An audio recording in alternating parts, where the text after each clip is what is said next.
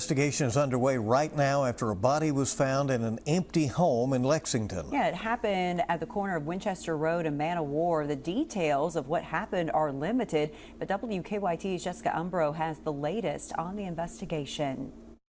We still don't have a lot of information about what led up to police officers and ultimately the coroner being called out here this morning because this is an ongoing investigation. But here's what we do know. At about 8:45 a.m., Lexington police officers were dispatched to the 6000 block of Man of War Boulevard. They say they found a person to be deceased, and that's when they called for the coroner.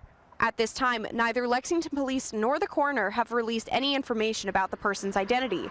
Lexington police tell us that they have not ruled out foul play, but they will not have more information about the cause of death until after the body undergoes an autopsy. The Lexington Fire Department told us that the home is vacant, but the property is still very much in use, including the barn that is just behind the home.